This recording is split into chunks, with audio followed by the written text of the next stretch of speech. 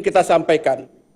PAN menerima rancangan undang-undang ini dengan beberapa catatan tersebut agar pemerintah benar-benar menegakkan hukum yang sesungguhnya, memberikan sebuah solusi agar tidak terjadi ketimpangan sosial antara the have dan have not. Tidak boleh ada anak bangsa menangis di negerinya sendiri. Tidak boleh ada ayam mati di lumbung padi. Tidak boleh anak bangsa mati ketakutan karena tidak mampu makan membiayai hidupnya, saudara sekalian berbahagia. PAN dengan sungguh-sungguh ingin menggeser air mata kemiskinan jadi air mata kebahagiaan. Kita sedang menggulung sejarah-sejarah kebangsaan agar masyarakat kita hidup bahagia dan sejahtera. Saudara sekalian berbahagia, oleh karena itu terkait dengan upah, PAN menghendaki agar pesangon yang sekarang ini 26, PAN ingin tetap kembali kepada 32 sesuai dengan kehendak masyarakat dan undang-undang existing. Karena ini penting agar para pekerja kita bisa menikmati apa yang mereka rasakan jika pada satu saat terlepas dari pekerjaannya itu. Pak Menteri Menko yang saya banggakan, dan menteri sekalian, tolonglah rakyat kecil, maka kita berada di sini. Tanpa air mata rakyat, Indonesia tidak merdeka, saudara. Pada kesempatan inilah kita menggeser air mata kemiskinan menjadi air mata kebahagiaan. Janji adalah hutang bagi siapa saja. Fraksi Partai Amanat Nasional sungguh-sungguh memberikan apresiasi kepada para anggota balik yang telah melahirkan undang-undang ini. Sekali lagi, kepada adik-adikku, saudara-saudaraku, para pekerja dimanapun, saya memahami karena saya adalah berasal dari Nusa Tenggara Timur, Flores Timur, daerah yang sangat miskin. Datang di Tangerang, kemudian menjadi anggota DPR dari Banten. Ada sebuah prestasi sosial yang kita hadapi, yang nah, oleh karena itu sekali lagi kami mengatakan bahwa PAN menerima dengan catatan dan para pemimpin, sekali lagi para pemimpin betul-betul berjanji agar bisa mensejahterakan rakyat. Jangan membuat air mata anak bangsa terus berlanjut di tengah global. Satu menit. Oleh karena itu, dengan mengucapkan bismillahirrahmanirrahim, dengan segala tanggung jawab moral dan tanggung jawab kita menerima ini sebagai sebuah ikhtiar yang terbaik untuk bangsa dan negara. Baik, terima kasih.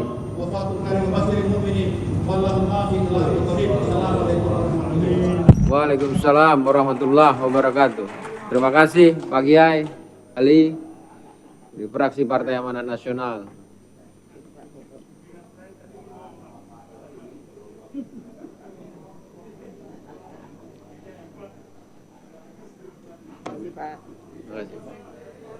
Baik, terima kasih. Selanjutnya kami undang ke depan juru bicara dari fraksi Partai Persatuan Pembangunan.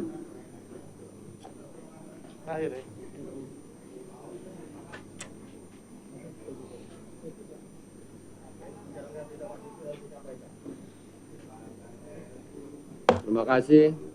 Silakan Pak Kiai Badawi.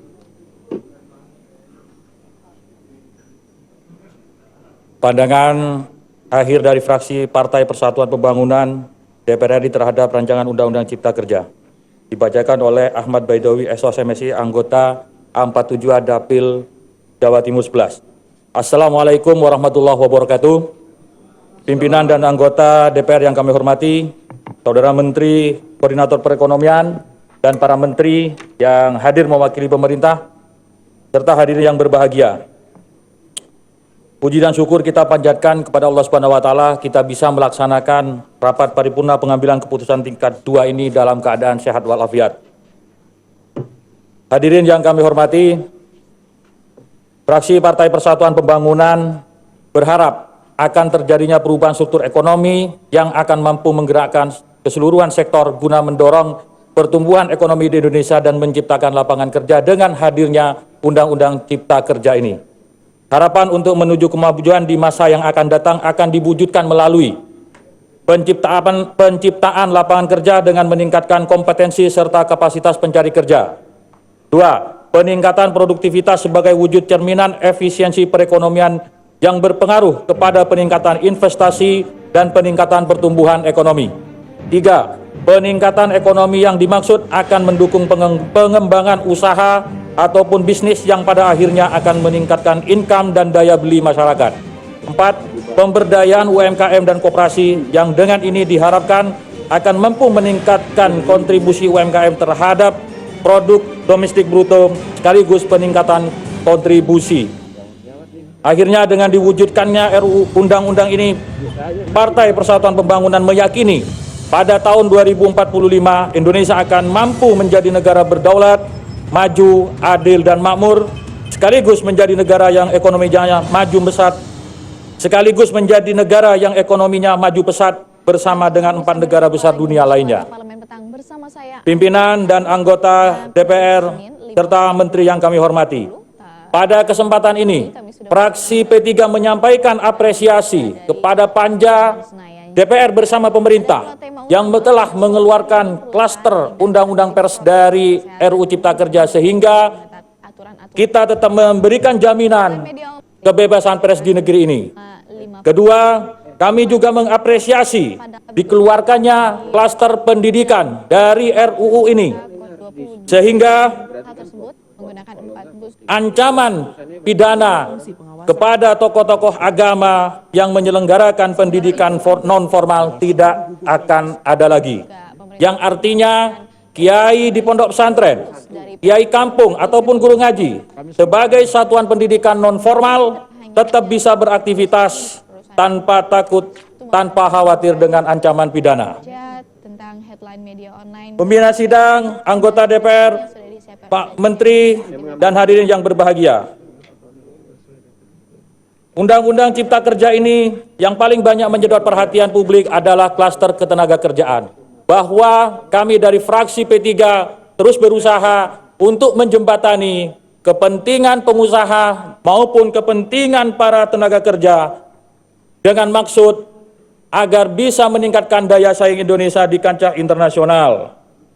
Maka fraksi P3 mengapresiasi ketika pemerintah mengambil alih tanggung jawab terhadap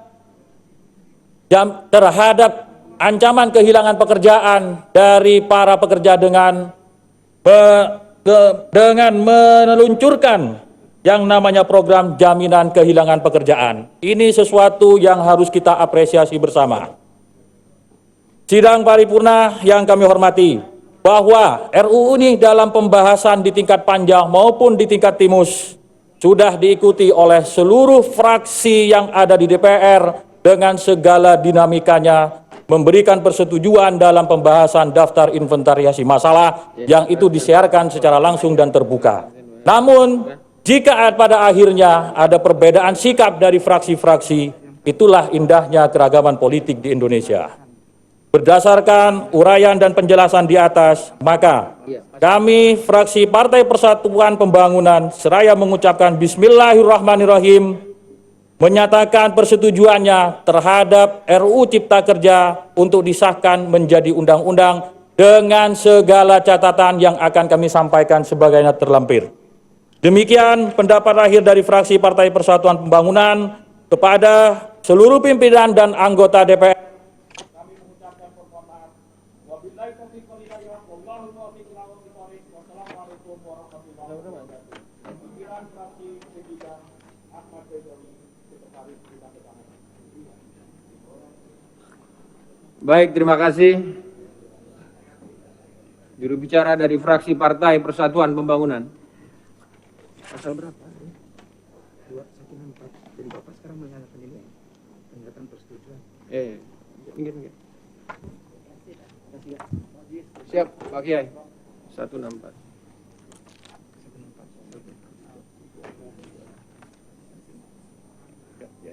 Baik, Bapak Ibu sekalian.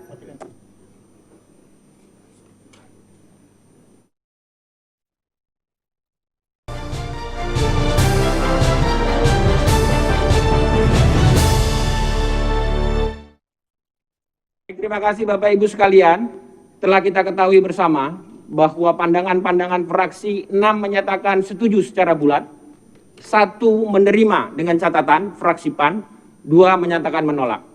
Sehingga berdasarkan mekanisme tata tertib pasal 312 dan 313 mengacu kepada pasal 164 yang disampaikan tadi, maka pimpinan dapat mengambil berdasarkan pandangan-pandangan fraksi di dalam forum rapat paripurna. Cocok.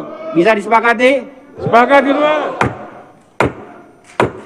Baik, terima kasih Bapak Ibu yang kami hormati. Pak Ketua. Berkenaan dengan hal-hal yang telah kita sepakati Interupsi, di Pak dalam Ketua. rapat Pak paripurna Ketua, ini. interupsi. Sebentar, Pak Beni. Ini Pak, Saya tadi sudah berikan kepada fraksi Demokrat bukan, 4. ini sebelum dilanjutkan Pak Ketua. Nanti Pak Beni, setelah Tolong Pak pandangan, Ketua, sebelum dilanjutkan kami dikasih kesempatan. saya sudah berikan kesempatan Pak Beni. Tolong Pak Ketua.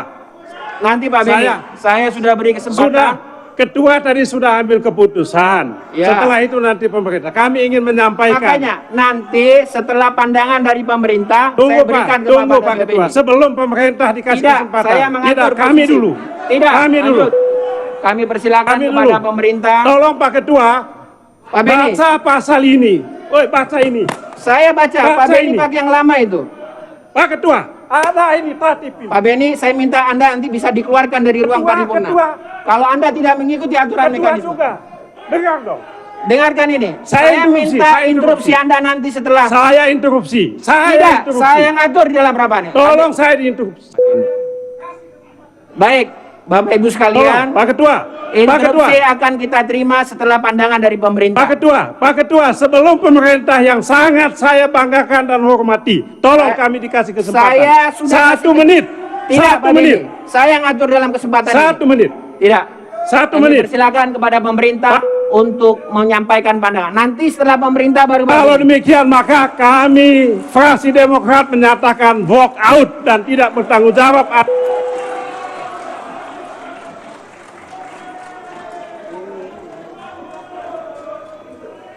Baik, kami persilakan. Silakan pandangan akhir pemerintah dalam hal ini disampaikan Menteri Koordinator Perekonomian Republik Indonesia. Waktu dan tempat kami persilakan.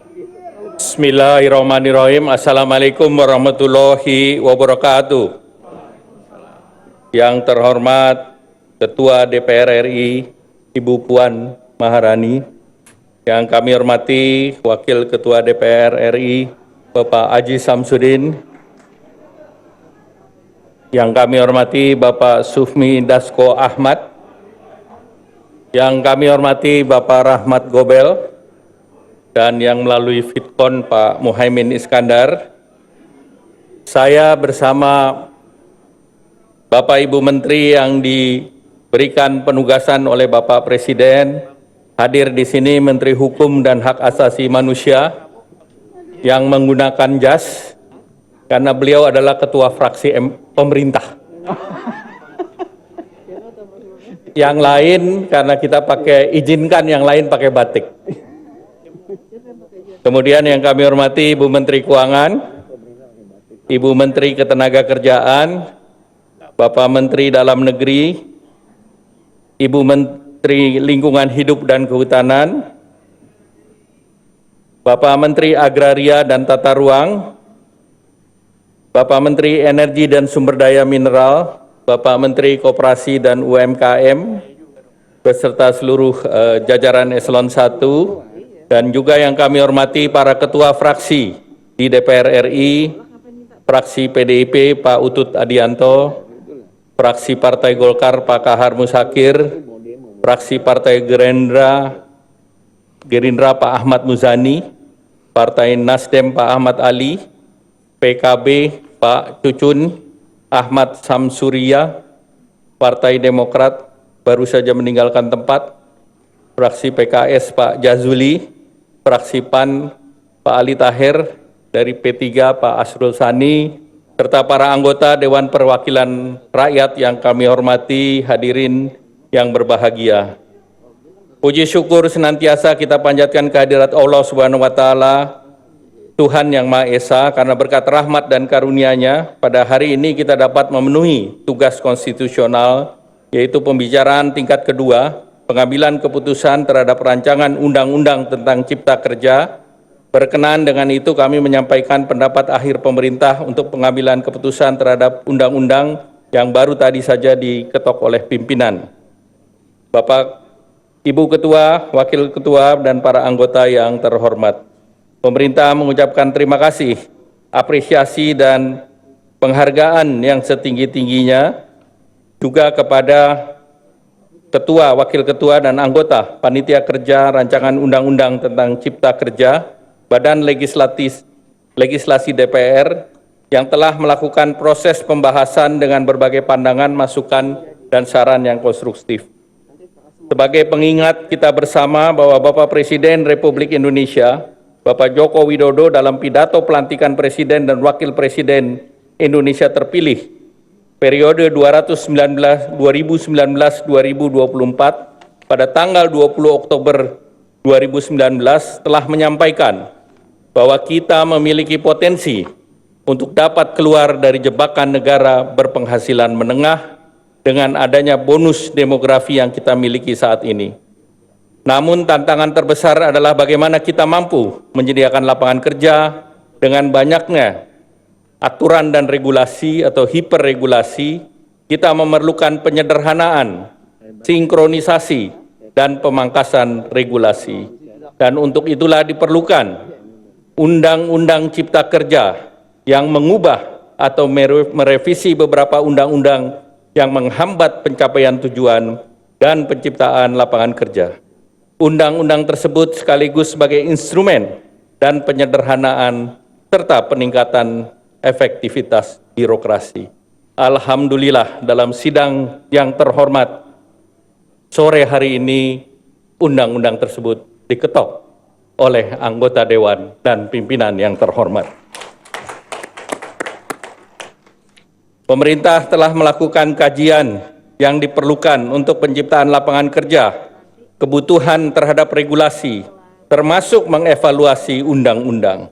Berdasarkan kajian tersebut, diidentifikasikan apa yang diperlukan dalam Cipta Kerja, dan ini mendapatkan dukungan dari fraksi-fraksi yang ada di DPR, sehingga undang-undang terbagi menjadi 11 klaster utama, yaitu penyederhanaan perizinan, persyaratan investasi, ketenagakerjaan, kemudahan dan pemberdayaan perlindungan UMKM dan perkoperasian, klaster kemudahan berusaha, klaster dukungan riset dan inovasi, klaster administrasi pemerintahan, pengenaan sanksi, pengadaan lahan, investasi dan proyek strategis nasional, serta kawasan ekonomi. Masa klaster persoalan dan inventarisasi tersebut dipandang cukup untuk mendorong agar memberikan perlindungan dan kemudahan bagi UMKM dan koperasi, serta bisa menciptakan lapangan kerja dan juga meningkatkan perlindungan kepada pekerja dan buruh.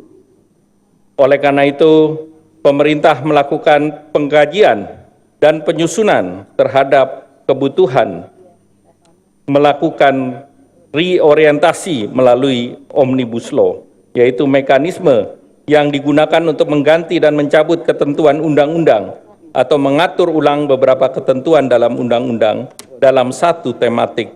Secara praktek, Omnibus Law telah banyak diterapkan berbagai negara dengan tujuan memperbaiki regulasi dalam rangka penciptaan lapangan pekerjaan serta peningkatan iklim usaha untuk berusaha. Dalam kerangka tersebut, pemerintah telah menyampaikan surat Presiden nomor R06 Presiden 2/2020 tanggal 7 Februari. Dengan itu, maka dimulailah proses pembahasan undang-undang tersebut. Kita ketahui bersama saat ini kita sedang berupaya untuk penanganan COVID-19 yang terjadi di 215 secara global dan memberikan dampak yang signifikan kepada ekonomi dunia dan perekonomian nasional.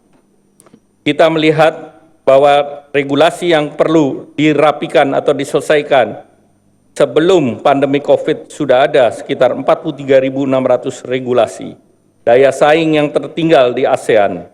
Demikian pula masyarakat yang tertinggal atau tidak bekerja, dan juga terkait dengan angkatan kerja yang belum mendapatkan perlindungan, baik itu untuk UMKM maupun koperasi. Pandemi COVID tidak hanya memberikan dampak besar terhadap perekonomian, tetapi membutuhkan skema perlindungan baru, dan skema perlindungan ini adalah program jaminan kehilangan pekerjaan yang memberikan manfaat, yaitu cash benefit ataupun uang tunai dan pelatihan untuk upgrading maupun reskilling, akses informasi pasar tenaga kerja. Dengan demikian bagi pekerja atau buruh yang mengalami PHK tetap terlindungi dalam jangka waktu tertentu sambil mencari pekerjaan baru yang lebih sesuai. Dapat disampaikan, pemerintah melakukan langkah penanganan COVID dan pemulihan ekonomi melalui beberapa tahapan, yaitu tahapan awal melalui tanggap darurat yang dilakukan oleh Satgas Penanganan COVID-19, tahap rehabilitasi dan pemulihan ekonomi dengan penyeimbangkan antara mencegah pandemi COVID dan pemulihan sosial ekonomi yang sering disampaikan Bapak Presiden sebagai gas dan rem, serta mendorong tatanan transformasi ekonomi. Transformasi ekonomilah yang akan didorong melalui Undang-Undang Cipta Kerja yang baru kita putuskan pada sore hari ini. Perkenanlah kami menyampaikan catatan yang tadi disampaikan oleh Pak Ketua Balek. Berdasarkan catatan ini menunjukkan bahwa rapat telah dilakukan secara intensif, terbuka, lebih dari 64 kali rapat, dan juga tentu mengapresiasi kerja keras daripada Panja maupun Balek untuk terus-menerus melakukan proses ini. Pembahasan dilakukan dengan proses menerapkan 3M, tanda protokol COVID, dan juga dilakukan untuk seluruh anggota Panja. Dari keseluruhan kesungguhan dan kerja keras tersebut, maka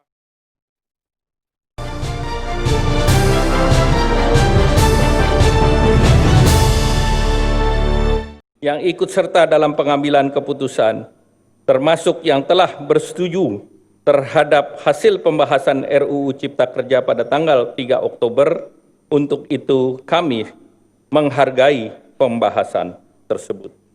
Selanjutnya kami juga mencatat bahwa anggota DPD RI banyak memberikan masukan yang konstruktif, termasuk pengaturan kewenangan perizinan yang diatur di dalam undang-undang, di mana DPD RI telah sepakat dengan DPR RI melalui Panja bahwa kewenangan pemerintah daerah yang telah diatur dalam undang-undang tetap dilaksanakan dengan mengikuti norma standar prosedur dan kriteria yang ditetapkan oleh pemerintah pusat. DPD RI juga menyepakati dalam hal pemerintah daerah tidak melaksanakan kewenangan sesuai dengan NSPK, maka kewenangan tersebut tentu ada penyelesaian hukumnya berdasarkan undang-undang. Bapak Ketua, Wakil Ketua, para anggota Dewan yang terhormat, dalam pembahasan RUU Cipta Kerja, kita telah menyepakati bahwa undang-undang ini dapat memberikan manfaat kepada semua masyarakat, pemerintah, pekerja, pengusaha, dan berbagai manfaat tersebut tertuang dalam rumusan 186 pasal, 15 bab, yang antara lain khusus untuk keberpihakan kepada dukungan usaha menengah kecil, mikro dan kecil, Undang-Undang RUU Cipta Kerja, pelaku UMKM dalam proses perizinan hanya melalui pendaftaran. Yang kedua, dukungan untuk koperasi, kemudahan dalam pendirian koperasi minimal 9 orang, dan koperasi diberikan keleluasaan untuk melaksanakan prinsip usaha syariah serta dapat memanfaatkan teknologi di dalam rapat-rapatnya. Terkait dengan sertifikasi halal, pemerintah menanggung biaya sertifikasi untuk usaha menengah dan kecil. Dilakukan percepatan dan kepastian dalam proses sertifikasi halal, serta memperluas lembaga pemeriksa halal yang dapat dilakukan oleh ormas Islam dan perguruan tinggi negeri.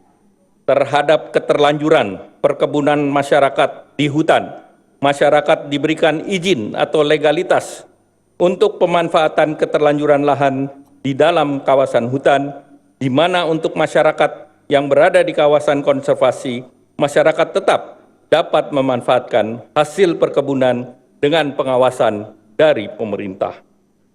Untuk nelayan yang sebelumnya proses perizinan ikan halus kapal ikan melalui beberapa instansi, dengan undang-undang ini cukup diproses di Kementerian Kelautan dan Perikanan.